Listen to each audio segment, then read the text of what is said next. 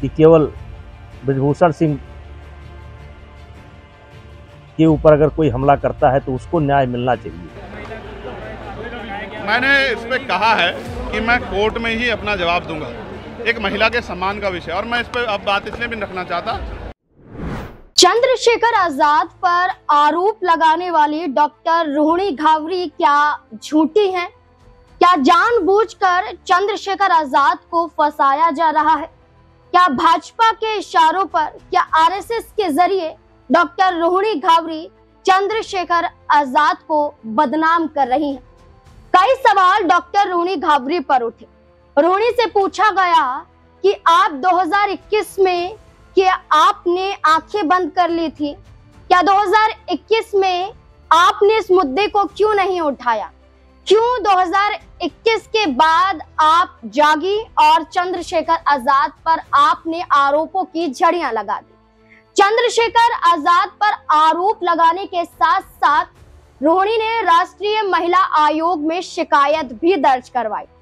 क्या शिकायत के बाद चंद्रशेखर आजाद के खिलाफ कोई जांच होगी या फिर चंद्रशेखर आजाद बेगुनाह साबित हो जाएंगे? जहां चंद्रशेखर आजाद की बात की जाए, दलितों की आवाज कहे जाते हैं, वो आजाद जो इंसाफ दिलाने के लिए किसी भी राज्य में सड़कों पर बैठने के लिए तैयार हो जाते हैं, लड़ाई लड़ने के लिए, दलितों को इंसाफ दिलाने के लिए तैयार हो जाते हैं।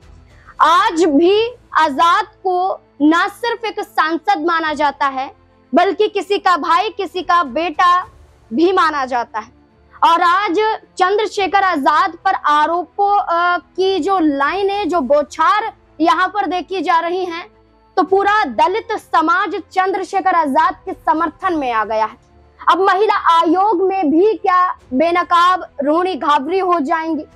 हर किसी की मांग है, या कहें कि जो चंद्रशेखर आजाद को बचाना चाहता है वो ये कहता है कि डॉक्टर रोहिणी घावरी को गिरफ्तार कर लेना चाहिए, या जांच होनी चाहिए, या डॉक्टर रोहिणी घावरी को भारत में लाना चाहिए और सामने ही पूछताछ होनी चाहिए। अब रोहिणी घावरी है कि स्विट्जरलैंड में है, वहां से चंद्रशेखर आजाद पर आरोप लगा रही हैं, लेकिन क्या महिला आयोग में फंस जाएंगी? क्योंकि चंद्रशेखर आजाद के समर्थन की बात चलिए हम नहीं करते हैं, लेकिन जो फैक्ट है उस पे चर्चा कर लेते हैं। यहाँ ये कहा जा रहा है कि बिना जांच के किसी का पक्ष लेना ठीक नहीं होगा, बिना कानूनी लड़ाई के किसी पर आरोप लगाना ठीक नहीं होगा। डॉक्टर रोहिणी घावरी महिला आयोग में शिकायत दर्ज करने के बाद कहती हैं कि आज से मेरी लड़ाई शुरू हो चुकी है और ये लड़ाई मैं लड़ती रहूंगी जब तक मैं जीत नहीं जाती। मेरा जन्म इतिहास रचने के लिए हुआ है।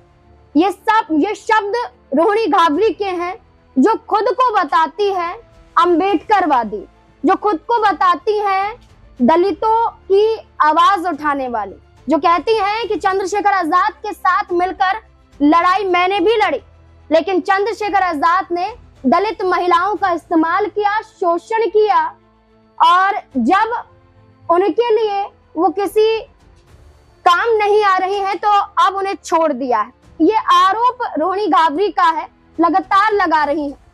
लेकिन इस बीच में आप वो कई बयान भी सुनिए। पहले बयान आप अपर्णा यादव का सुनिए, जो यूपी महिला उपाध्यक्ष है, महिला आयोग की उपाध्यक्ष है। वो खुलकर क्या कुछ कहती हुई नजर आती हैं, वो जरा आप सुनिए। मैम, नगीना के सांसद चंद्रशेखर रावण हैं, उनके ऊपर एक महिला शोषण का आरोप लगा रही है। मैं पहले भी बोल चुकी हूँ, किसी भी प्रकार से कोई भी व्यक्ति पर इस प्रकार की जब शोषण की बात चलती है तो सबसे पहले तो ये जांच का विषय है। और मैं इस बात पे पहले भी बोल चुकी हूँ कि कोई भी व्यक्ति हो, चाहे वो किसी भी पद पे हो, अगर उसने शोषण किया है और इस प्रकार के आरोप उन पर सिद्ध होते हैं तो उन पर कड़ी कार्रवाई। सुना, खुद अपर्णा यादव का कहना है कि मैं बार बार एक ही बात बोल रही हूँ कि बिना जांच के कोई पुष्टि नहीं हो सकती है। बिना जांच के यहाँ पर किसी को भी कटघरे में खड़ा करना ठीक नहीं होगा।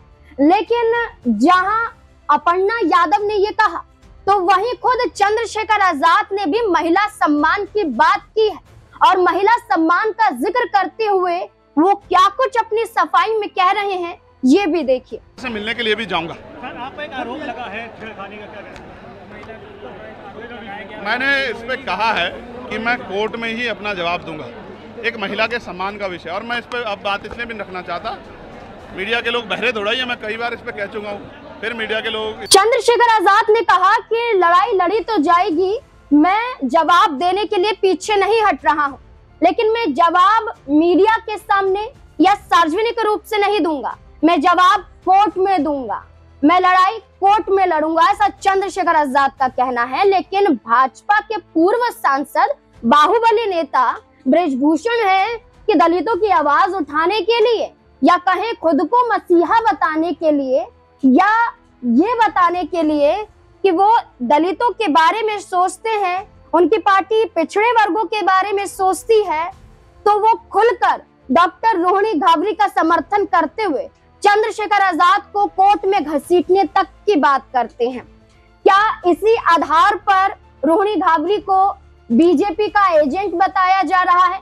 क्या इसी आधार पर कहा जा रहा है कि रोहिणी घावरी बीजेपी के इशारों पर काम कर रही है? ब्रिजभूषण ने क्या कहा वो तो आपको सुनाएंगे जरूर, लेकिन इससे पहले क्या आरोप लग रहे हैं और क्या कुछ कहा जा रहा है और बीजेपी के जरिए या उनके इशारों पर काम किया जा रहा है, इस पर रोहिणी ने क्या सफाई दी है, इस पर भी चर्चा कर लेते हैं।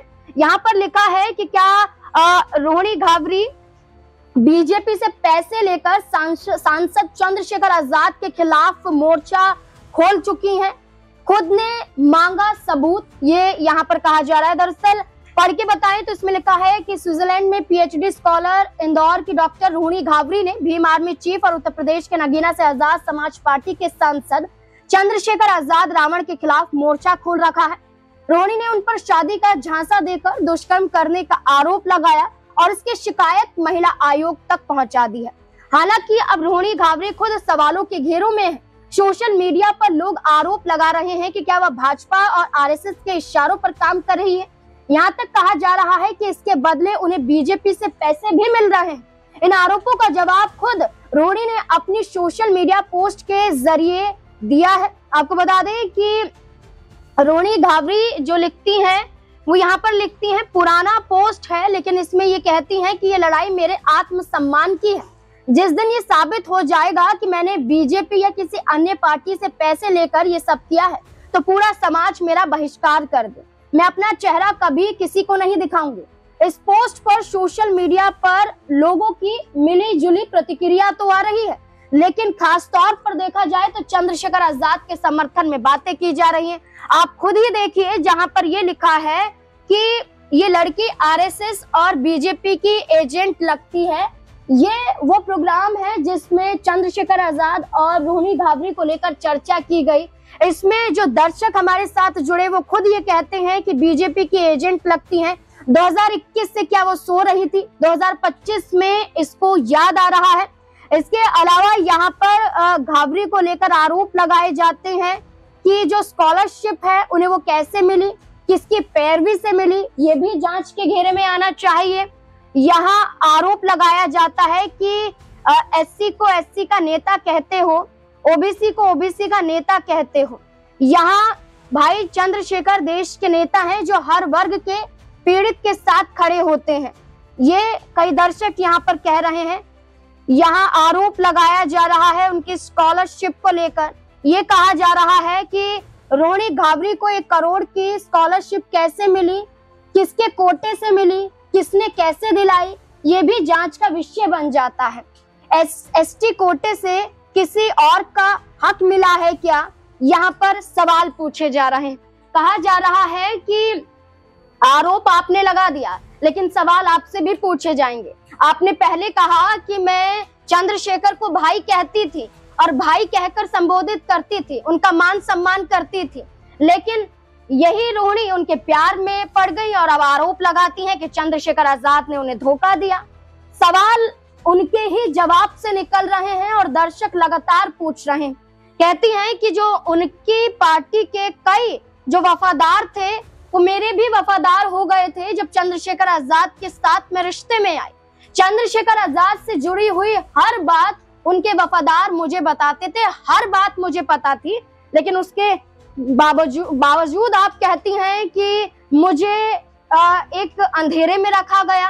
अब जहां आरोप बीजेपी के जरिए लगाए जा रहे हैं, या कहें कि बीजेपी के जरिए नहीं बल्कि बीजेपी का एजेंट होने का आरोप रोहिणी पर लग रहा है, इस बीच में बृजभूषण को सुनना भी जरूरी हो जाता है। क्या इस आधार पर कहा जा रहा है? तो सुनिए बृजभूषण क्या कह रहे हैं। चंद्रशेखर आजाद से ये जानना चाहता है कि इस दलित की बेटी को न्याय कब मिलेगा। मेरे ऊपर आरोप लगा था, मैंने सीधे ऑन कैमरा बोला था कि यदि आरोप साबित हो जाएगा तो मैं फांसी पर लटक जाऊंगा। अब एक दलित की बेटी न्याय मांगती, तो इस पर जो बड़े न्यायप्रिय लोग हैं, जो हमारे प्रकरण में इतना बड़ा आंदोलन खड़ा किए, अब उन लोगों को से मैं पूछना चाहता हूं, इस दलित की बेटी के लिए, न्याय के लिए ये लोग कुछ करेंगे कि नहीं करेंगे, कि केवल बृजभूषण सिंह के ऊपर अगर कोई हमला करता है तो उसको न्याय मिलना चाहिए। अब बृजभूषण ने इंसाफ की बात कर दी है, कानून लड़ाई की बात कर दी है कि कानूनी रूप से लड़ाई होनी चाहिए, मुकदमा चलना चाहिए, लेकिन अब देखना होगा कि महिला आयोग की तरफ से क्या संज्ञान लिया जाता है, क्योंकि राष्ट्रीय महिला आयोग में शिकायत दर्ज करवा दी है।